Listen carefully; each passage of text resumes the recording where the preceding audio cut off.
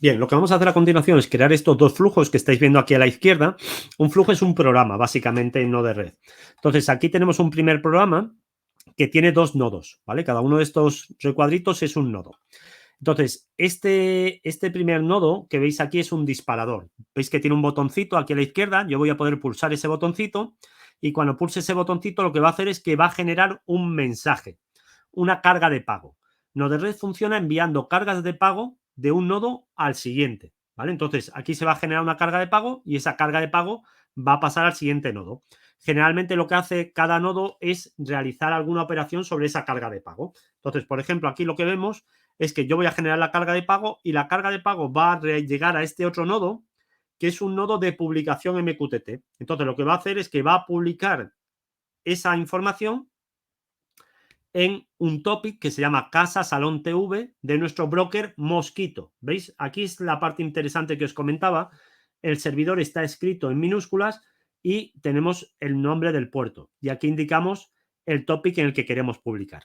Y luego vamos a crear un segundo programa, un segundo flujo, que va a tener en este caso un nodo de entrada MQTT, es decir, un nodo de suscripción. Aquí lo que vamos a hacer es suscribirnos a todos los topics del topic casa. Es decir, aquí publicamos en Salón TV y aquí nos suscribimos a todo lo que haya en mi casa.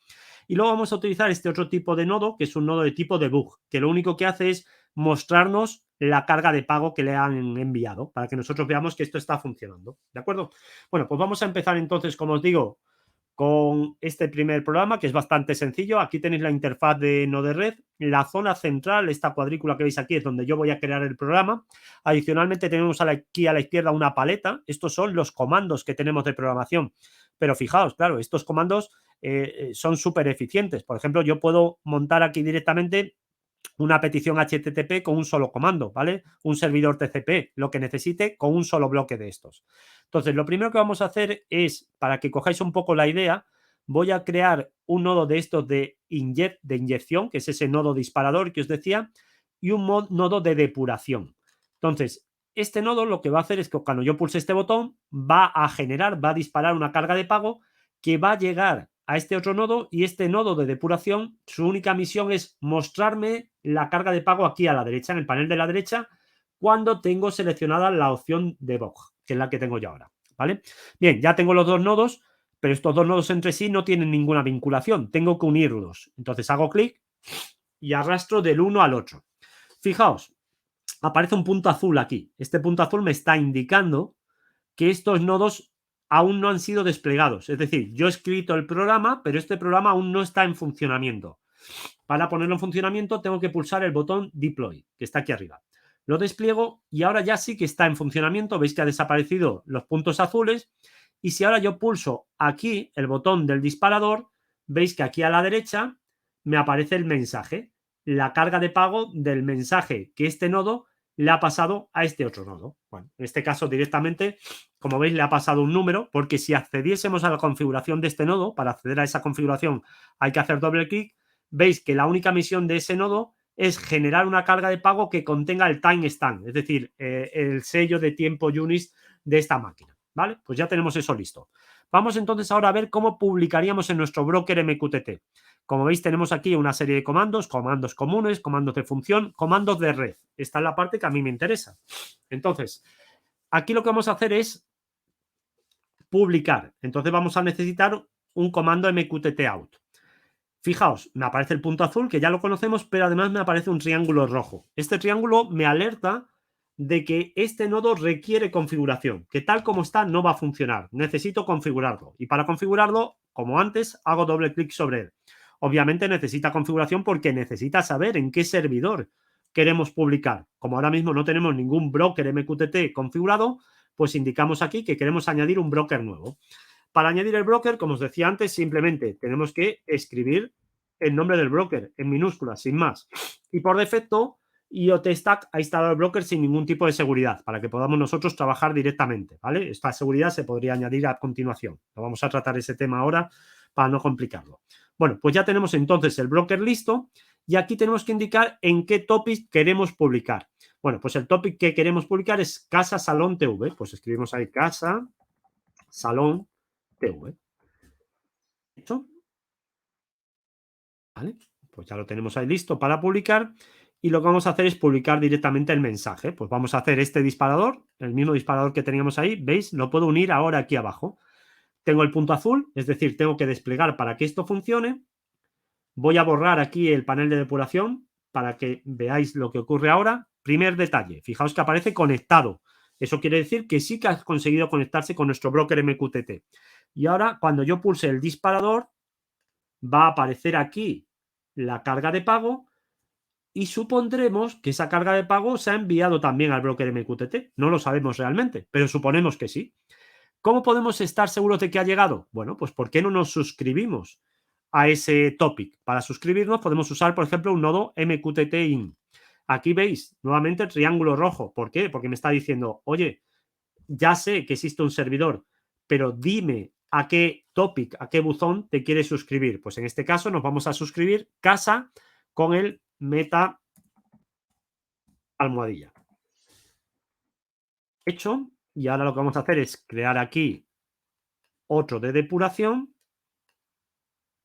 para que podamos ver aquí que realmente llega la información y pulsamos deploy. Bien, ya tenemos el deploy hecho aquí. Voy a borrar para que esto no nos confunda y voy a disparar otro mensaje. Lo que voy a hacer ahora es deshabilitar este debug, ¿vale? Este lo deshabilito aquí. Voy a hacer el deploy, perdonad, esto lo tenía que haber hecho antes, para que cualquier mensaje que salga ahora, estemos seguros de que ha salido por aquí, no por aquí arriba, ¿vale?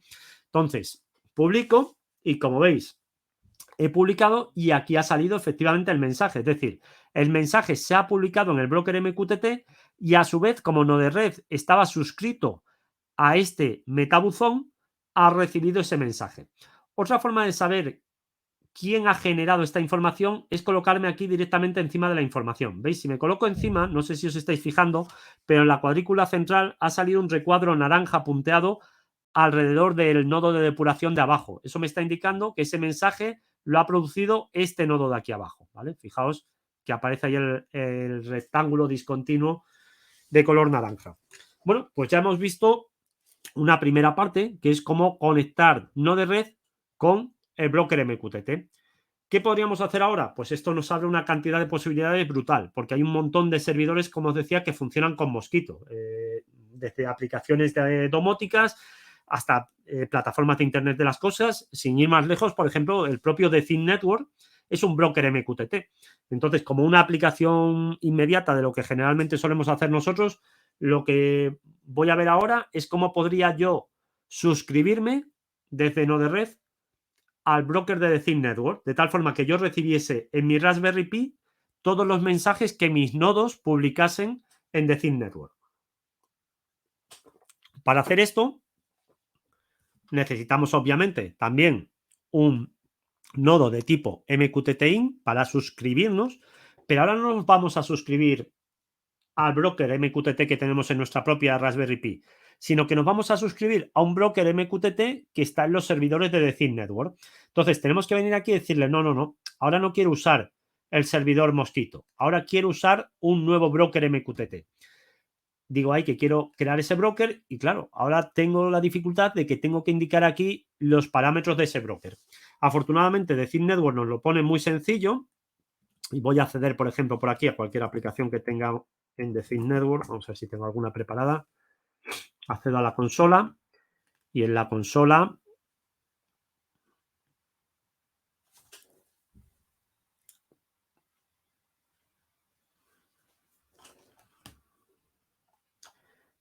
vamos a aplicaciones y en aplicaciones, por ejemplo, esta misma que tengo aquí, que sí tiene un dispositivo, vale.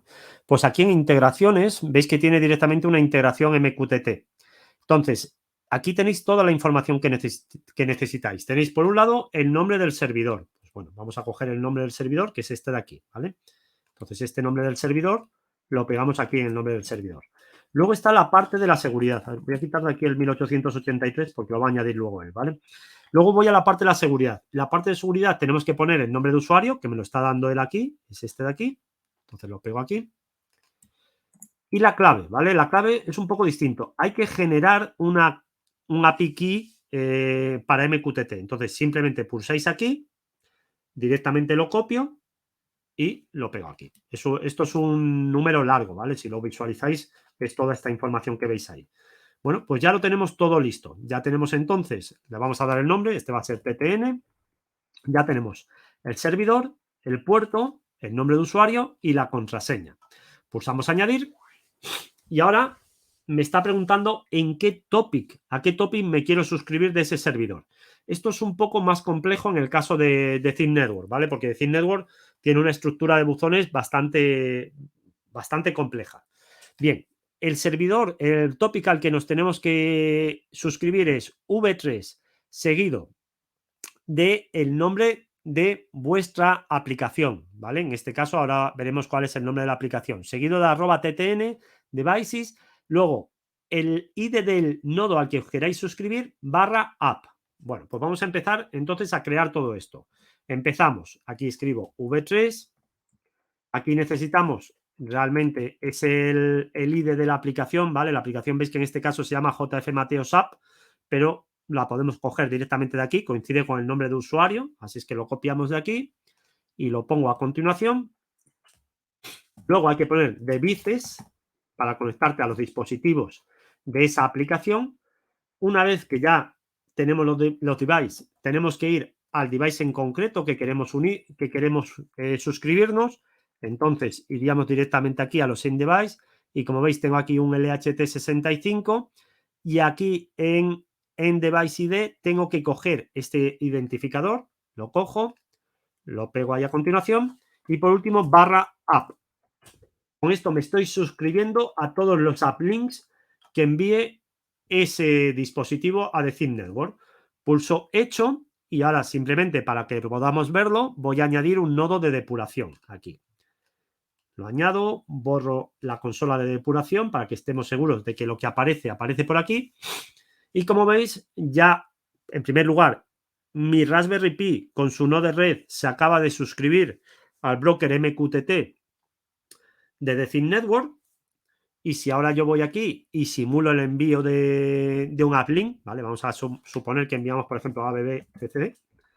Simulamos este uplink, pues vais a ver que inmediatamente ha aparecido aquí toda la información que envía el broker de The Thin Network en los topics, ¿vale? Entonces veis que aparte de la carga de pago, pues tenemos aquí un montón de información más.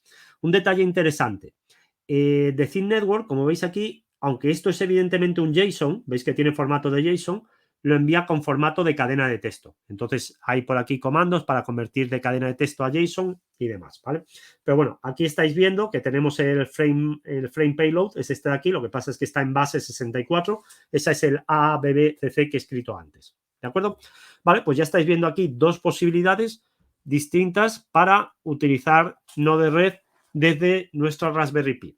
Vamos a hablar ahora de la base de datos InfluxDB, que como os decía es una base de datos de serie temporales, que es también código abierto. ¿Y cómo funcionan estas bases de datos? Todos estamos acostumbrados a las bases de datos de tipo tabla, ¿vale? Tenemos registros y tenemos campos. En estas bases de datos no existen realmente las tablas, sino que los datos se almacenan en lo que se llaman measurements, medidas, ¿vale? Entonces es esto que estáis viendo aquí.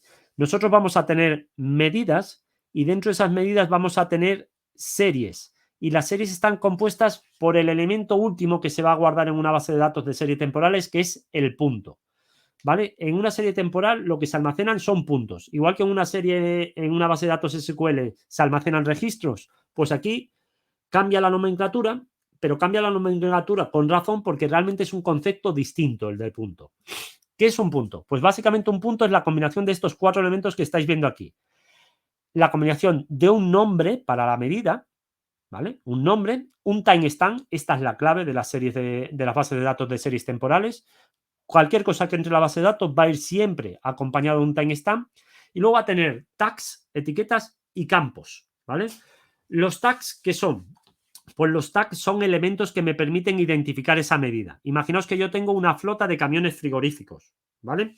Y que quiero monitorizar la temperatura de esos camiones. Pues a lo mejor el measurement sería camiones. Y los tags podría ser matrícula camión. Pues eso sería un tag, la matrícula del camión. Y luego, por último, tenemos los campos. Los campos son los valores en sí, los valores que me interesan. En este caso, las temperaturas. ¿De acuerdo? Así funciona InfluxDB. Y esto es lo que llamamos un punto. ¿Cómo se almacenan esos puntos? Pues tiene una sintaxis. La sintaxis es esta que veis aquí. Se pone primero el nombre de la medida, luego los tags son opcionales, pero si los vais a poner tenéis que separarlos con coma del nombre de la medida. Ponemos los tags, luego dejamos un espacio, muy importante, espacio, y a continuación van ya los campos, ¿vale? Y si por lo que sea no queréis usar el timestamp de la propia máquina, opcionalmente podéis añadir un timestamp en nanosegundos al final, ¿vale? Generalmente se deja usar el de la propia máquina, pero bueno, por si en algún caso lo necesitaseis, pues eso también lo permite la sintaxis. Para que se vea más claro este ejemplo, ¿vale? Aquí tenemos que estamos guardando un punto que tiene como nombre temperatura y tiene dos tags, ¿vale? Dos elementos. Uno es el identificador de la nevera, que sería la nevera número 25, y otro las unidades de las medidas de esa nevera. Pues vamos a suponer que está en grados Celsius. Y luego veis que está el espacio y detrás del espacio ya vienen los campos. Pues en este caso estoy grabando en esta medida un punto con la temperatura exterior y otro con la temperatura interior. ¿Vale? Así es como funcionan estas bases de datos. Si es la primera vez que lo ves, a lo mejor te choca un poco, pero realmente es muy, muy intuitivo. ¿Qué más detalles interesantes tiene esta base de datos? Pues sobre todo el tema de las políticas de retención. Esta base de datos, como os digo, están preparadas para ingestar un montón de datos. Entonces tú puedes configurarlas para que los datos directamente cuando tienen una antigüedad, cuando alcanzan cierta edad, se borren automáticamente, ¿vale? Pues eso sería la duración. También puedes configurar, por ejemplo, las réplicas, tener réplicas en distintos servidores, por si uno se cae, que otro siga funcionando. También tenemos los SAR groups. Los SAR groups son realmente los archivos en los que se almacena la información, ¿vale? Pues esos SAR groups tú puedes decir que sean, por ejemplo, que almacenen toda la información de una semana, o que almacenen toda la información de un día, o que almacenen toda la información de un minuto, porque a lo mejor tienes en tu sistema un montón de información. Pues eso es otra de las posibilidades que admite InfluxDB. Como es una base de datos, necesitamos un lenguaje de consultas. El lenguaje de consultas es muy parecido a SQL, como vais a ver a continuación. De hecho, está prácticamente calcado para que no nos resulte algo extraño, sino que nos resulte más o menos familiar. Lo que ocurre es que aquí no hay una estructura en la base de datos. O sea, nosotros no tenemos que crear las tablas como haríamos en una base de datos MySQL, ni tenemos que crear la estructura de esa tabla, las columnas, si son de tipo timestamp, si son de tipo texto, si son de tipo numérico. Aquí no hay que hacer nada de esto. Aquí directamente podemos enviar puntos con cualquier sintaxis, con cualquier estructura, y la base de datos directamente los va a almacenar. Si queréis encontrar una similitud entre este tipo de bases de datos y las bases de datos relacionales SQL a las que estamos acostumbrados, podéis imaginar en cierta forma que el timestamp es como el índice primario, es decir, el índice principal, que los tags también están indexados, es decir, cualquier búsqueda que hagamos por tags va a ser muy rápida porque están también indexados. Pero los campos no están indexados porque los campos son valores en sí, son los valores que generalmente querremos consultar. Nosotros querremos consultar generalmente las temperaturas de determinados camiones frigoríficos, es decir, consultaremos los campos de ciertos tags y por eso no están indexados, ¿vale? Tenemos una consola. Para acceder a la consola, lo que le vamos a decir a Docker Compose es que queremos que ejecute una línea de comandos dentro del contenedor de InfluxDB. Vamos a hacer eso ya. Entonces me vengo aquí y le decimos a Docker Compose ejecute, ¿vale? Directamente dentro del contenedor. Esto es importante, hay que ponerlo en minúscula, ¿vale? InfluxDB, una línea de comandos. InfluxDB, un bash. No sé si esto va con sudo. Vale. Bien, ya está. Ya estaría eso. Esta es la primera parte, ¿vale? Y ahora para acceder ya a lo que es la consola en sí, es decir, ahora estáis viendo que estoy aparentemente aquí en un terminal, pero ya no estoy en el terminal de mi máquina, sino que estoy ahora en el terminal de InfluxDB. Entonces aquí ahora ya para acceder al de Influx, a ver, no, debo haber escrito algo mal. A ver, Docker Compose S, perdonad que no lo veo. Sí, es que he puesto Influx con SH. A ver. Influx. A ver, ahí está. Sí, esto es lo que me estaba extrañando. Veis, al cambiar de terminal, pues tiene que cambiar esta parte de aquí. Ahora estoy ya dentro del contenedor de InfluxDB. Y ahora ya con Influx accedo a la consola de InfluxDB y veis que ya estoy dentro de la consola. Me lo indica este signo mayor que tengo aquí. ¿Qué podríamos hacer ahora? Pues, por ejemplo, podemos mostrar todas las bases de datos que tenemos. Pues podemos decir, muéstrame las bases de datos. Y como veis ahora mismo no tengo ninguna base de datos. Está eso vacío. ¿Qué podemos hacer? Podemos crear también una base de datos. Pues vamos a crear, por ejemplo, una base de datos que la vamos a llamar IoT. Y si ahora le decimos que nos muestre las bases de datos, pues veis que antes estaba vacío, pero ahora ya sí que tenemos una base de datos que se llama IoT. Ahora vamos a decirle que queremos usar esa base de datos. Me contesta el use IoT y él me dice, vale, ya estás usando la base de datos IoT. Y lo siguiente que voy a hacer es insertar un punto en esa base de datos, ¿vale? Lo voy a copiar para tardar menos y no cometer errores. Entonces, vamos aquí. Es este de aquí. Insertar. Vale.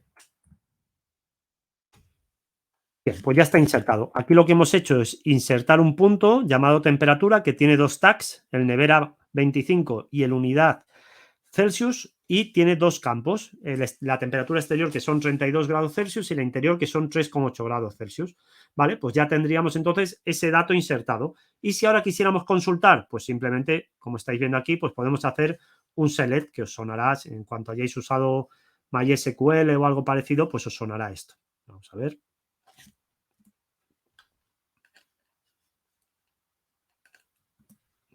Lo voy a escribir directamente porque he perdido el cursor. Vamos a elegir, por ejemplo, creo que lo hacía con nevera y exterior, son temperatura.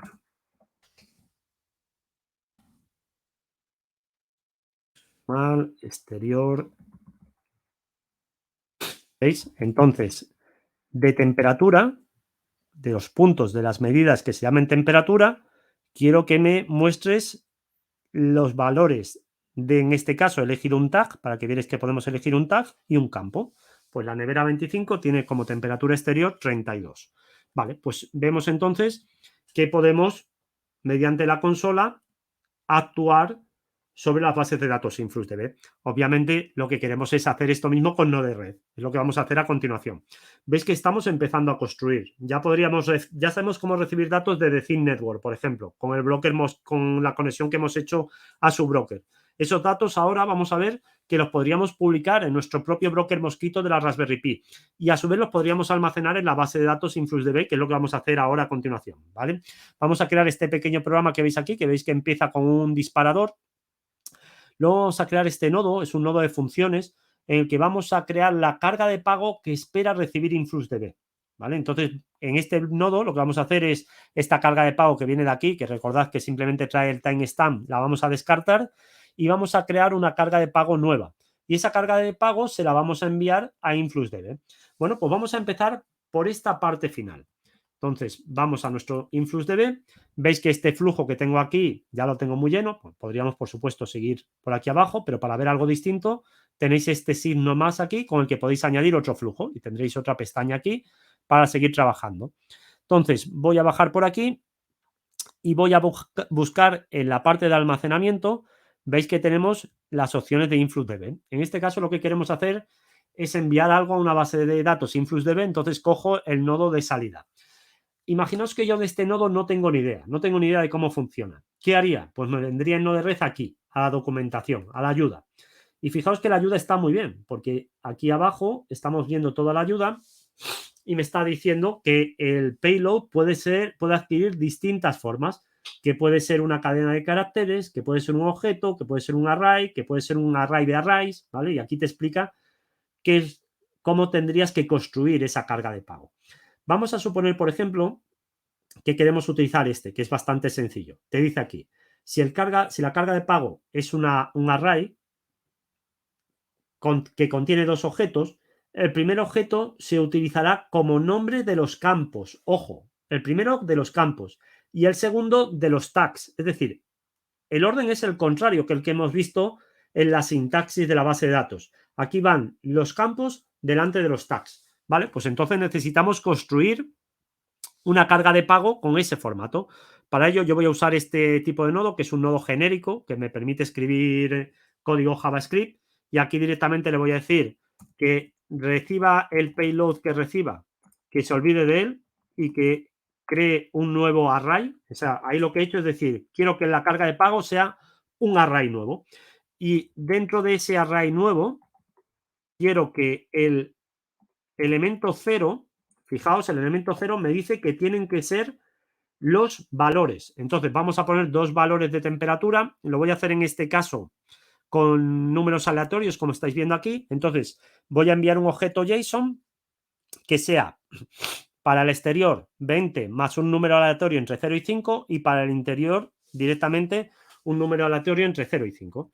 Pues directamente me vengo aquí, creo el exterior y le digo que va a ser 20 más de la biblioteca de matemáticas. Quiero usar el generador de números aleatorios que me da un número entre 0 y 1 y lo multiplico por 5. Y en interior, a ver, es que me he comido la O, directamente vamos a poner un número entre 0 y 5, más random 5. Lo podáis ver entero, voy a hacer esto un poquito más amplio.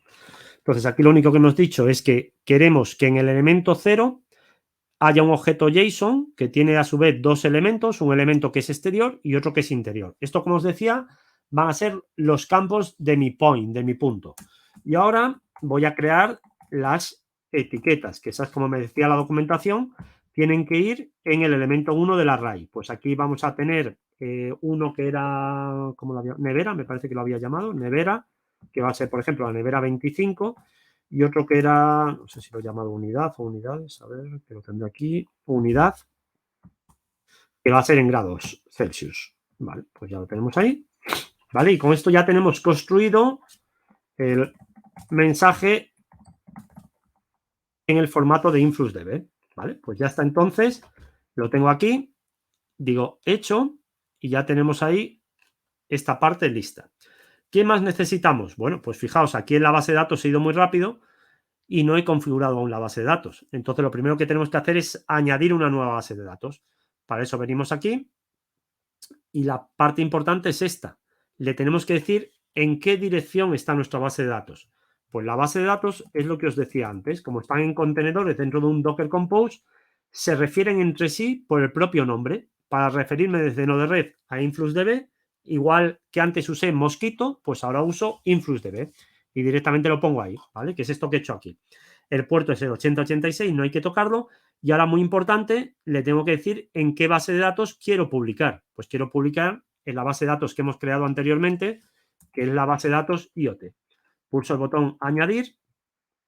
La medición. Aquí me está diciendo en qué medición quiero publicar estos datos.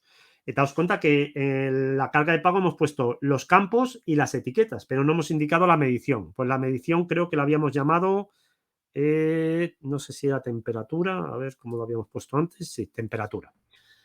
Pues aquí temperatura. Y hecho. Vale, pues ya tenemos eso hecho y ahora simplemente vamos a poner aquí delante un disparador.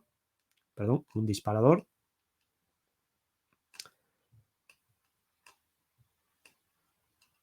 Bien, tenemos el disparador y para que nos quede igual vamos a poner aquí un debugger de la carga de pago para que veamos lo que está ocurriendo. Ya lo tenemos ahí, vamos a la parte de depuración, voy a borrar esto, hago un despliegue de este nuevo comando, ¿vale? Entonces ya lo tengo ahí desplegado, en principio está bien. Entonces vamos a pulsar el botón del disparador y como veis ha llegado un objeto, ese objeto tiene a su vez otros dos objetos, exterior e interior, con dos temperaturas y tiene a su vez otro objeto que es el objeto de los tags con 25 IC. ¿Cómo sabemos si esto ha llegado directamente a la base de datos? Pues bueno, le podríamos mandar el comando que le hemos enviado anteriormente y veis que antes teníamos un único point y ahora ya tenemos dos points, ¿vale? Entonces veis que ya tenemos también integrado Node-RED con InfluxDB. Bueno, yo creo que lo vamos a dejar aquí porque llevamos hora y media y quizás se está haciendo un poco pesado. Entonces voy a detener la grabación aquí